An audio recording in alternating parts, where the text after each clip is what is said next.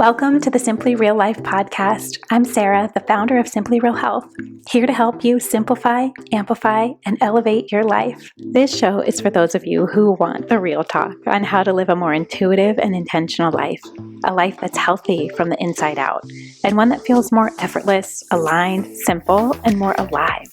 We cover it all, from health, wellness, mindset, motherhood, daily habits and rituals, to business and relationships, creativity and growth, and tiny tricks to feeling your best, and the energetics behind it all filled with personal stories, unfiltered conversations, and of course, answering all of your burning questions, all in the way of simplicity and keeping it real, so that you can create your own version of your healthiest life. Let's do it. Hello. Welcome back to the show this week. I'm so glad that you're here. Thank you for joining me and coming to hang out with me. I have never realized how much I have to say, but in doing this show, it's quite apparent that I have a lot to say about a lot of different things. And I just wanted to take a minute and say thank you for all of the encouragement and all the questions that are continuing to come in that continue to get me really excited to come back on the mic and talk about some of these things. And you all know my favorite types of questions are the ones that are like, let's get into the nitty gritty here, like the nuance, the specific, the tangible, the practical, like how do things actually go down? There are so many things with living a healthy life that we hear about in high level concepts or ideas, but it's not often that we hear the tangible. What does that mean that you're doing every single day? Or how does that look in your day? Or how do you make the time and space for these things?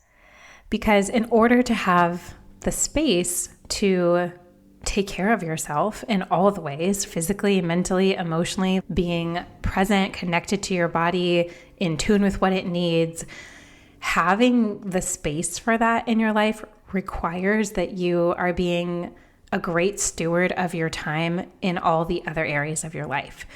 So it is all connected in that way. And I think that's why I've always had this deep interest and passion in learning about productivity and efficiency and organization and little different tricks of how to keep my brain organized or how to stay focused on certain tasks. And I don't know about you, but it feels like the older I get, the more and more that becomes something that I really need in my life. And I think it's just because as you get older, you obviously start holding more things in your life. In my case, it's like running a business, but I'm also a mom and I'm also a wife and I'm also a friend and I'm also a daughter. There's so many different hats that we wear and so many different parts to ourselves and to our lives that are wonderful and amazing. And I want to be fully engaged and involved in all those areas of my life. But in order to do so in a way that is intentional and a way where I really do feel, for the most part, present and efficient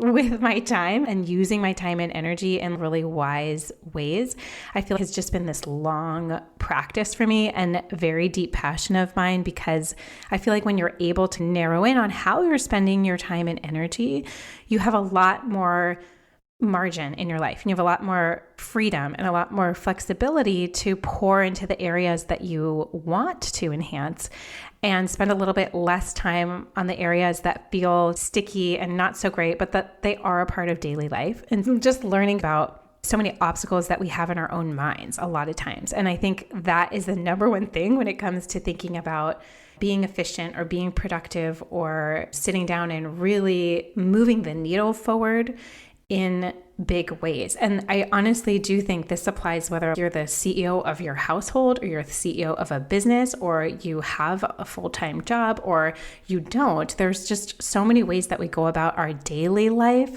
looking at our day, planning it out. What are the sections? What are the chunks? What do you do first? We all have these crazy long to-do lists, and I have just found that there are so many tiny ways to take those massive to-do lists and all the clutter that usually floats around in our brain and all the pressure that we put on ourselves to be doing a million different things at once, that there are these tiny tricks and systems and things that you can try that may help clear out a lot of that clutter so you can focus on what really matters. So in today's episode, I wanted to share 6 tiny tricks to being more productive and more efficient in your life so that you can focus on the things that matter, let go of the things that don't, and ultimately have a little bit more freedom and time and space and energy for the things that are life-giving to you in your life and the areas that you're wanting to spend more time in. So the first tip I have is when you sit down and you're either making your list, your to-do list, or you're organizing your day of like, what's going on today? What do we have to get done today? Is to sit down and write down your top 3 tasks. And notice I'm not saying write down every single task because it's not going to happen.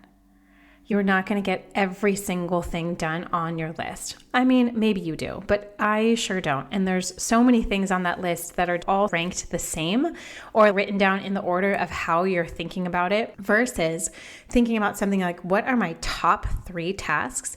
Requires you to get into the ranking of what is the most important thing. So instead of the things being maybe what's the most urgent or the most enticing or the thing that I want to do first, you're sitting down and clearly defining to yourself, okay, what is the most top 3 important tasks? And I really think that it is hard to do more than 3 important tasks every day. This is not going to be your entire day just on 3 things, but the amount of brain space that it takes up and mental energy over the things that are actually important. So thinking about what are the needle moving tasks here. I always have loved the book, The One Thing, because in it, there's this one line that says, what on your list is going to make every other thing on your to-do list irrelevant or easier? And that has such a clarifying way to be looking at things, not just what's urgent or top of your mind, but what is actually the most important. Meaning, if you get that one thing done, what does that automatically take care of that's also on the list way down somewhere? Or what does it make easier for some of the other things on your list? So in accomplishing those, you have the feeling and sense of accomplishment and getting something done. But not only that, but getting something done that's actually important, that's going to either save time or cross off other things on the list or make it not relevant anymore if you can just focus on that bigger picture thing. This is a part of my daily routine that feels like such a non-negotiable to me, and making that change from one massive to-do list is so helpful for my brain. Okay, focus. What is the most important thing for today? And you can break this down in any way that you want, of maybe even looking at the full week. What are the most important things for that week? Having at least one of those 3 tasks be something that maybe does require deeper work, more mental thought, that if you take care of that, it's going to also have this downstream effect that is so positive and helpful. So that's my number 1 tip. I really think this applies no matter what you are doing during the day for your job, like whatever your main focus is during the day.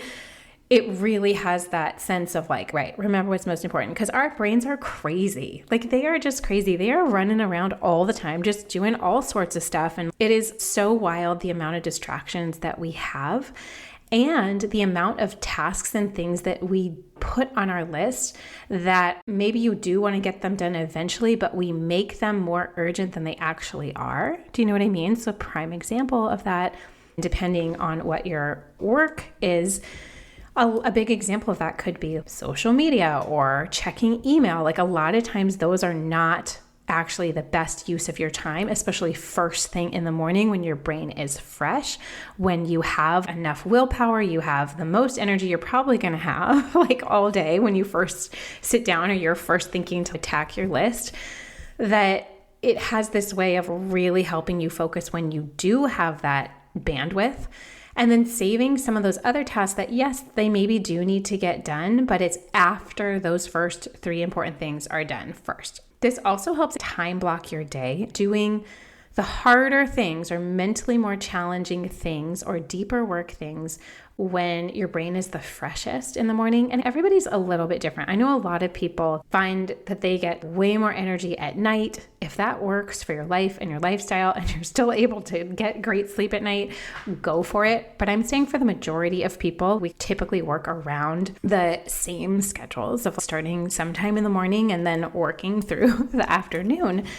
And I think saving some of those tasks that need to be done, but they don't require the most presence in your brain. So I always try to save things like checking Slack messages, looking at email. I definitely do not let myself log into Instagram, even if it's for the community stuff and work related. It can just pull you off, and it is so hard to get that focus back. You're like unplugging a drain and all of your focus goes out. That's fine if you have all the time in the world, but I have a feeling if you're listening to this podcast that you are also somebody who wears a lot of different hats and is pouring into a lot of different areas of your life, and you need to keep it tight. You need to keep it focused and efficient and productive in what you're doing, without going crazy and letting these time sucks really bleed your day, and also noticing how you feel after. So that's like a secondary benefit, I would say, is how you feel after you get your most important things done first is like this freeing sense of things for the rest of the day. You're like, okay, if nothing else, I really did complete things that matter, that are moving the needle forward, the things that are more of the important things versus the urgent things, putting out the fires versus in the creation mode or planning something, or those types of tasks that sometimes we end up putting off because we're like, oh, we'll just do the fun stuff first or the easy stuff first and have a nice slow roll into things. Generally means that you end up spending more time doing those things on your list, just because of the order and efficiency and how our brains work. So I really do try to save the email, the Slack messages, checking in with my team, social media until the afternoon when my brain is a little bit more mushy. And that's okay for those types of things. At that point, I'm like, I just gotta, power through, get stuff done. We'll talk about that. I have another tip, a little technique that I've been doing for those types of tasks. But really like thinking about how our brains work, knowing that we will probably want to avoid the harder thing, like mentally more challenging task, and we'll continue to put it off until it's actually urgent and we need to do it and we have that deadline or pressure. The second tip I have on just being more productive and more efficient in your day, this one is such a game changer. I'm so excited to hear if any of you try this. So when you have your list, you've got your top 3 most important tasks, and then below that, I'll write down if I have more room and time and space after I finish those things, here are the next things that I want to do. I also have a separate column of the random thoughts that come to my head. Maybe it's stuff around the house that I need to order, or it's something for Noah's school, or it's what am I making for dinner, or what's our social post going to be that day, or sort of random things that are not as urgent or important, but also would be nice because they're floating around in my brain. So I have little buckets, like little columns that organize those things, the random thoughts, the next tasks, if I do have room after the top 3. So it's all there on one page. And I'm happy to share the planner that I use. It's nothing complicated, but it's sorted in different buckets. Like it has a top 3, and then it has other things, and then it has other lists of to-dos, and then a space for random notes. So it helps the way my brain works in that way. So when you're looking at all of these things, and you're specifically starting with the top 3 tasks, you're going to write down exactly what time window you are going to do that task in. So if a top 3 task for me is record the podcast, because we do that on Thursdays, record the podcast for the week, then I have to write down exactly what time window are you going to do that. So then you're having to evaluate how long does that take me? You want to leave enough time that you're being realistic about it. If you write down the time, you can then so clearly see, and this is so helpful for me, I think, working and being a mom, where I'm like, I got a limited amount of time. Right now I'm working part-time. I'm not working 40 hours a week running Simply Real Health. So the hours that I do have childcare, it is insane. I get in my office, I'm writing down the top 3, and I'm like, let's go, baby. Let's make this happen. Let's make the most efficient use of my time, which is where this episode stems from.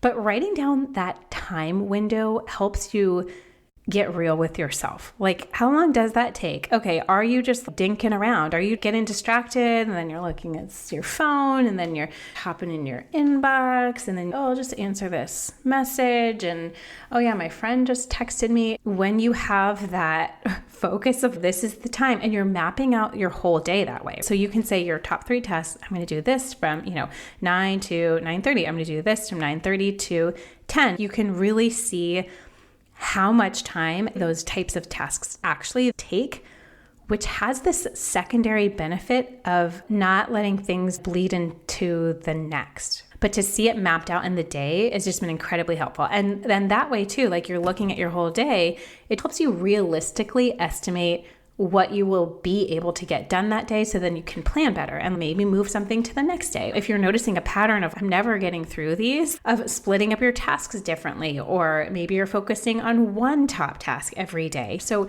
it just helps keep you in check, because I have really found that whatever amount of time you give yourself to do a task is how much time it will take. How much time do I want this task to take versus how much time does it actually take, I think has a twofold effect. One, you start to have things that are not really enjoyable, you just need to get done. You focus, you get it done, and then you move on. And that feels so good.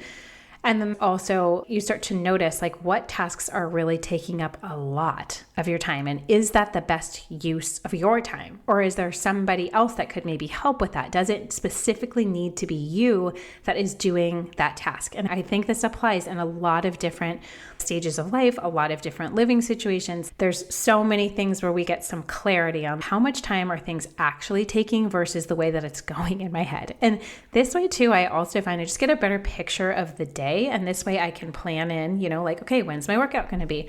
When am I going to eat lunch? When will I have a break for that in my day? I'm going to go to pick up or to drop off, or factoring in those times. And then I can actually see, okay, here's the time I'm working with today.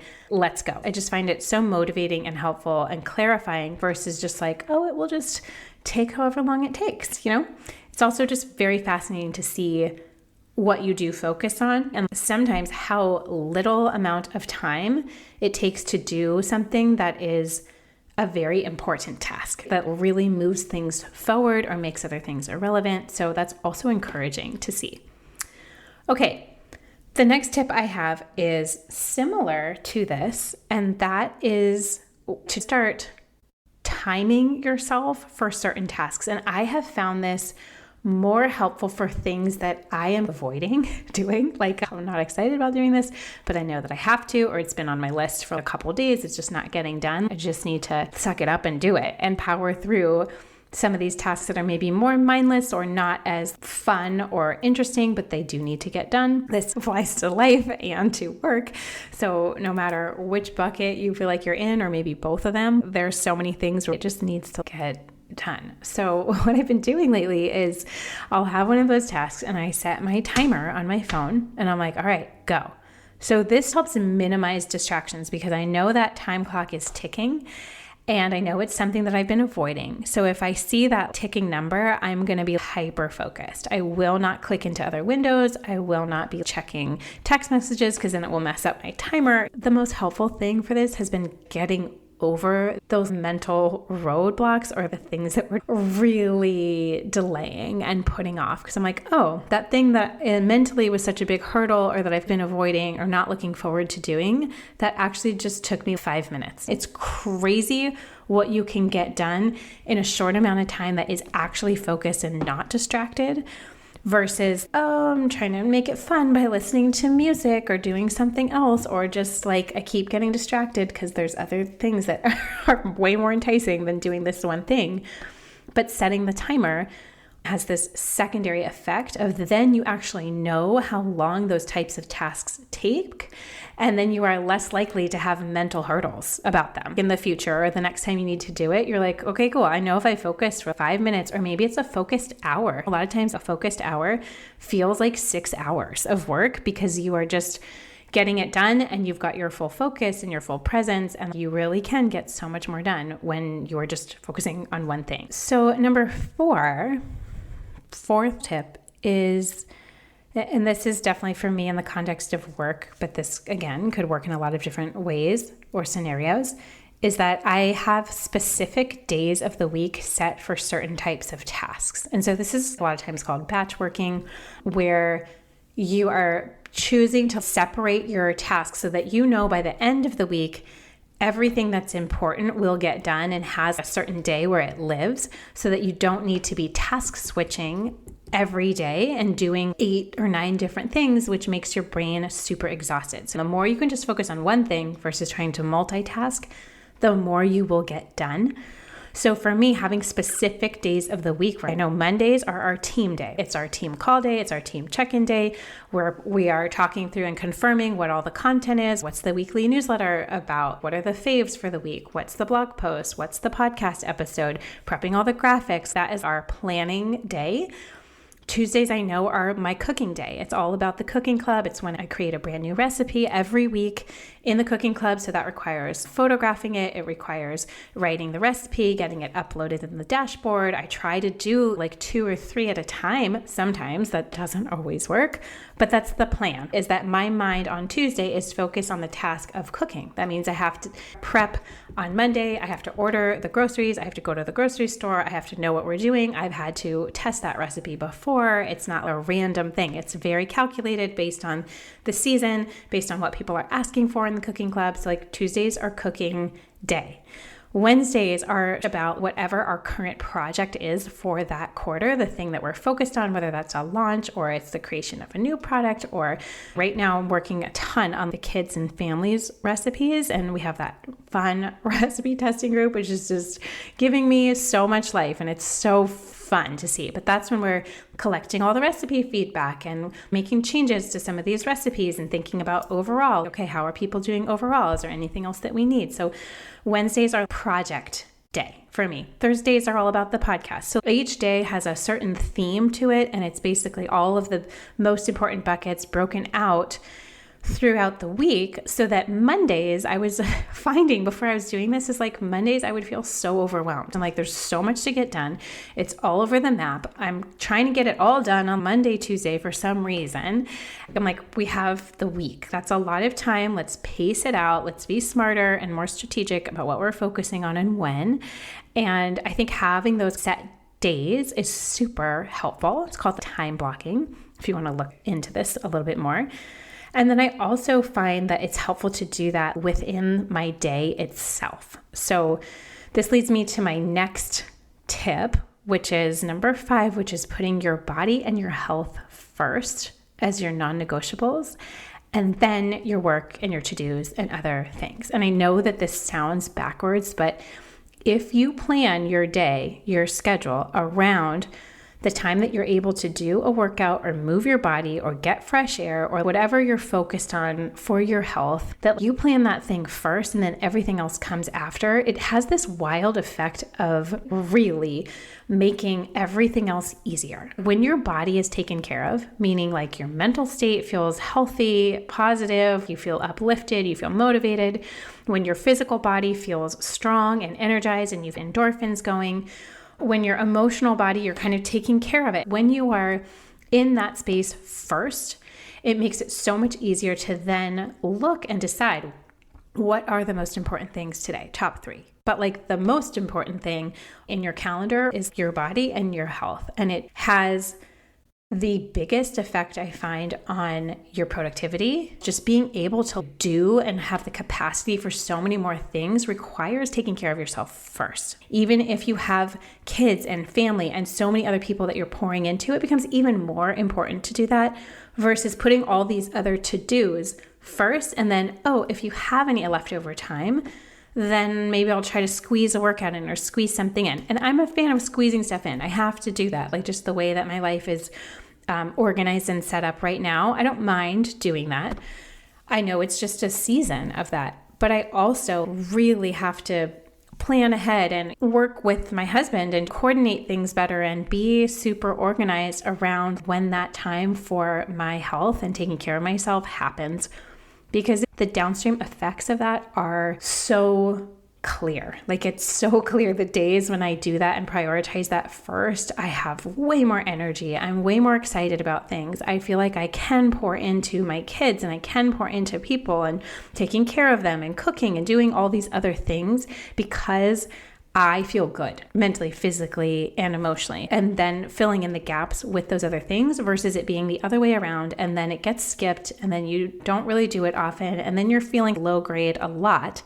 And it's a lot harder to dig out of that versus doing maybe very small pockets of time of working with whatever you've got to work with, but just make it a priority. And I really find it just has such a huge impact on things later in the day and for the rest of the week, and just generally how you feel and how you're walking around. Like your general vibe and your attitude in life are so set from those things. So really trying to prioritize booking it, putting times in your calendar, like it's specific, it's a commitment, it's a non-negotiable, focusing on that first, and then everything can like fill in later. Another thing I will also share as a tip is leaving enough margin in your life so that you're not over-committing to things. You're not over-committing to projects or producing things or commitments maybe in other parts of your life. Like I would say the way I try to think about it is one big thing every quarter or two smaller things. So two smaller projects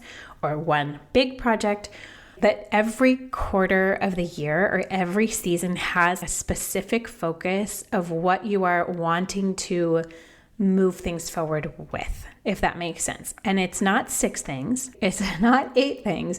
It's not even, 3 or 4 things every quarter. Like, what is the number one thing? If nothing else, how will I feel the most proud when this season ends? Of like how I've spent my time, how I've spent my energy. That could be things that are not related to your work life at all. Like that could be maybe your one thing for the next season is I'm going to focus on putting my body and my health first and just try it for a season and just see what happens in all the other areas of your life when you do that. It could be smaller goals or 2 things that you're really wanting to focus on. They're a little bit smaller and more achievable, but just basically not, stacking and putting up all these things that are impossible to actually get done and do it well and stress us out in the process. Like I have so many thoughts around the whole idea of setting goals for the new year. There's so many good parts to it. There's also so many parts where I'm like, yeah, but so many people set so many different goals in so many different areas without an actual plan of how that looks. So even if that is like a big list or a big brainstorm, but then break those down into like, for fall, I'm going to focus on this. For summer, my focus is this. For winter, for spring, it just has a way of pacing out the year. And it's not what you get done or accomplish or complete. It's the process of who you're going to become in doing that. So how would you feel the most proud at the end of that season when you think about my number one priority was this? Is that clear that that was your priority? Did you get where you wanted to go with it? Are there any tweaks that you had to make with it? And how are you feeling because of that? I am just a fan of trying to always take these big visions and these big dreams and these goals, which are all amazing. And we need that. And we need that vision. But then it's that translation process of bringing that into daily life where a lot of us get flustered and lost and distracted and we forget and we're not really sure. So I find this little process of every day having to write down what are my most important things and having that be correlated to these bigger goals and visions I have for myself is just super helpful. Our brains just need so many reminders. We think that these things would be automatic because they feel important to us and you have that heart reaction around it of, I would love this. This would mean so much. I would feel so proud of that. And you'd think we remember, but we don't. I literally sit down every day and I have to remind myself what to focus on or what we're doing. And maybe that's because there's so many different areas of my life going on right now that are so full and wonderful and busy and vibrant that I'm like, when it comes down to sitting and focusing, I really have to be like, okay, right. What are we doing now? Like where are we going? What's the point of the things today? I feel like that is so common. And if we know that happens, that's so normal. Just having these ways and practices of bringing yourself back into focus and reminding yourself what you are doing and the why behind it, most importantly.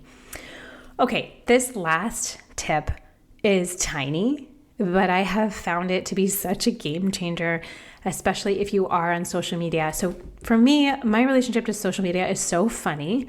Like, it cracks people up, like the dear friends in my life who I'm close to, because I am not on social media. I don't remember my password for my personal Instagram account. That's how long it's been since I've logged in. I have no idea where to find that password. I'm not sure when the last time I posted it. So it's not a part of my life, but it is a part of my work life. So to me, Instagram is part of work and part of my work day. So something that has helped me so much, and I think this will apply whether you use Instagram for work or it's a personal tool for connection, is to set a time limit on your phone for Instagram. So you can go into the settings of your phone. So not necessarily Instagram itself, but there's a way that you can set a timer so that you will get a notification and you decide how many minutes per day do I want to be on here. Okay, so it's a little easier for me because I've time tracked and because I've set timers, I generally have an idea of how long it will take me to post in stories, how long it will take me to do posts in the feed. I have a pretty good idea of what that time would be. And so I set a time limit every day because I'm like, am I close to that mark? Am I not? Oftentimes I find myself going over it. So then it makes me think, okay, like what are these tasks just taking longer than I think? What's going on? And so it's like a good reminder and a check to yourself. Like, it's helpful when it has guardrails around it because we know our brains and the dopamine hits that it gives us are just going to want to keep going. And that's where you find that endless scroll and have been on there for hours. Or I know with TikTok, that was something we started watching and playing around with during COVID, but I'm like, I can't have this on my phone. I'm like, I don't feel good after watching it. This is not my thing. I get sucked in for too long. This is not a good thing for my brain. But having that type of guardrail for yourself. So it's honestly shocking. Like, if you've ever looked at your screen time in general on your phone, you can also set alerts for, in general, how long, how many pickups of your phone did you do? How long do you spend browsing around or on different apps? Which apps rank the highest in terms of your time? And then also you're able to see, okay, am I being honest with myself and how much time I'm spending? So for me, it's helpful to be, I actually don't want to, I want to be spending as least amount of time possible on there. And is doing so in this window of time, is that realistic? And it's actually showing me, I'm like, no, I spend a lot more time than I want to be. I need to speed up that process somehow. It's just still slow. I'm just creating stuff from scratch and I don't have anybody that handles my social account. So it's all me. And so finding ways to make that process easier. Like, how could we do this better? And it is often shocking to me where I'm like, I see that notification probably every day where I'm like, shoot, I'm already to my time. I'm like, how was that possible? So it's a good check and guardrail. And I think, you can obviously continue, hit a button, you say continue working on whatever you're doing. But I would think it would also be so helpful if you're the type of person that's, okay, I want to not be all or nothing. I don't want to not live with social media because it's how I see what's going on in my friends' lives and people's lives, and I like it, but I don't want it to be something that's taking over hours and days of my life, but I want to have some guardrails around it. And are there other places that you could use that time? Like, would that time rather be spent listening to an audiobook or going on a walk or maybe reading an actual book or looking at something that you're interested in and learning more about that or taking a course? There's so many options besides the ones that are oftentimes the first or the easiest to click and get sucked into. So it's just a great way to keep it real with yourself. If you would try any of these, I would love to know. Come over and find me at Simply Real Health on Instagram and let me know if any of these were helpful or if you're going to try some of them and or how they go for you, because these things, although they sound so small, have made a massive impact for me in terms of how I'm spending my time and energy and therefore how I feel after a work day or accomplishing goals or different things like that. It comes down to what is the process behind it and how do you keep yourself in line and really staying true to what you want to be pouring your time and energy into in your life versus the things that feel like it's taking time away from you. I hope you guys found this helpful. Thank you so much for being here and always being willing to listen and learn and be curious about things. I love you so much, and we'll see you back here next week. If you enjoyed this episode and want more like it, make sure you're subscribed to the Simply Real Life podcast wherever you listen to podcasts, and maybe share it with a friend or two. That would mean the world.